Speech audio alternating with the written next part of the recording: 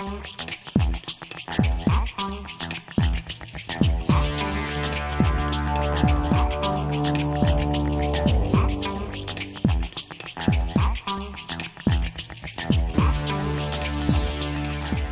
crois qu'aujourd'hui, en tant que DRH, on a beaucoup de collaborateurs qui cherchent du sens. Pourquoi ? Donc on a plutôt construit une politique autour de 3 axes. La responsabilité, donc sur l'entretien des véhicules. Une attractivité, parce que, bien évidemment, dans le monde du commerce, le véhicule est important pour nos commerciaux. Ça fait partie du statut et c'est vrai qu'il faut choisir le bon véhicule. Et puis, une politique autour de la sécurité très forte. Et une fois qu'on a allié ces trois sujets, on a du sens. Et ça permet de pouvoir faire avancer les choses. On est fortement aidé tout simplement parce que les constructeurs ont fait des efforts extraordinaires sur les motorisations et sur les véhicules. Et c'est vrai que nous avons une car policy qui est très compacte. Donc, ce qui fait que pratiquement 80% du parc est sur un segment quasiment identique, à une finition près. Donc, quand on fait un renouvellement, on a très très vite des impacts. C'est ce qui s'est passé quand on a changé une partie de la car policy. Et on a réussi très vite à faire une baisse de CO2 et en même temps avec des véhicules qui restent à des puissances en termes de chevaux qui est très correct. Et quand en plus vous amenez dans une flotte de commercial le véhicule mythique d'une grande marque allemande, bien évidemment vous devenez un DRH extraordinaire. Aujourd'hui, on a, comme vous le disiez, 80% du parc qui est en moins de 120 grammes et à peu près 35% du parc qui est en dessous de 110 grammes avec un véhicule phare à 107 grammes. Pour comprendre qui est SFD, je vais vous donner la marque, c'est SFR. Comme ça va vous donner déjà l'idée. Donc en fait, avec Doré, il y a un partenariat sur la livraison d'un certain nombre de points de vente espace SFR que nous gérons sur Paris. Connaissant notre position de distributeur, néanmoins, je pense que la négociation a été serrée et en même temps, ça répondait aussi à des problématiques purement intramuros. Donc je crois que si ça a été choisi, c'est que c'était économiquement viable.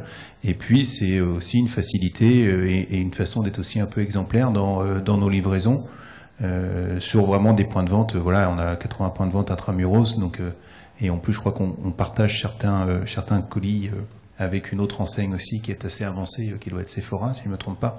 Donc je crois que c'est le sens de l'histoire. Après, sur le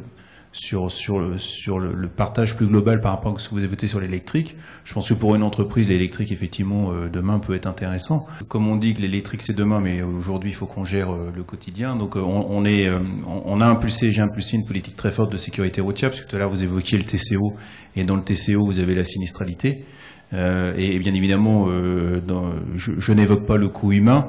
Je pense que un certain nombre d'entre vous savent qu'un décès en entreprise c'est de l'ordre de 500 000 € en termes de coûts et d'imputation. Donc à partir du moment où vous savez à peu près combien ça coûte, plus le risque pénal pour le dirigeant, plus vous avez l'impact psychologique. Voilà, donc vous avez déjà un bon cocktail explosif pour pouvoir faire prendre conscience que effectivement la sécurité routière des équipes commerciales qui sont sur la route, c'est important.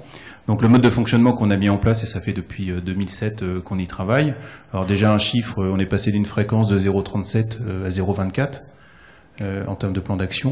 0,37, 0,24. Alors 0,37, ça veut dire quoi? Ça veut dire qu'en gros, vous aviez un accident par véhicule tous les 3 ans, on va faire simple, et on est passé quasiment à un accident par véhicule presque les 4 ans, on approche presque tous les 5 ans.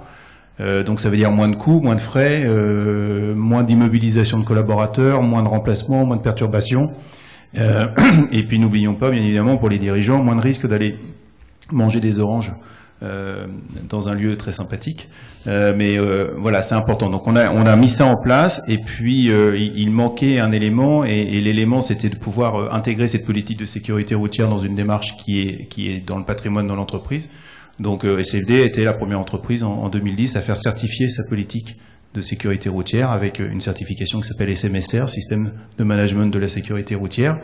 Et la clé de ce système, c'est qu'à un moment donné, ce n'est plus une politique qui est conduite par une personne, c'est une politique qui est conduite par l'entreprise, par le comité de direction, par la direction générale, et c'est une politique qui est appliquée et qui est partagée par les managers. Et cette stratégie, elle est importante pour la prévention des risques routiers, mais aussi pour l'éco-conduite. On sait que l'exemple doit venir d'en haut. Qu'est-ce que vous avez mis en place en matière d'éco-conduite? Est-ce que vous avez déjà des résultats, ou sinon, quels résultats vous escomptez à plus ou moins long terme? Alors, on va être tout à fait transparent. Donc, on a mis en place des formations sécurité routière. L'éco-conduite, ça serait la phase 2. Je pense que les directeurs commerciaux savent très bien que pour sortir un commercial de son secteur et le mettre dans une formation éco-conduite, c'est un peu compliqué. Donc, on a un petit peu de mal en ce moment. Donc, c'est vrai que sur l'éco-conduite, on insiste plus sur la latitude des conducteurs au travers de cette politique de sécurité routière et par des véhicules avec du faible CO2. Et je suis en train d'œuvrer progressivement pour pouvoir sortir nos commerciaux une journée pour travailler cette éco-conduite, pour faire des rappels des fondamentaux, puisque l'éco-conduite, c'est une manière d'agir, c'est aussi de la sécurité.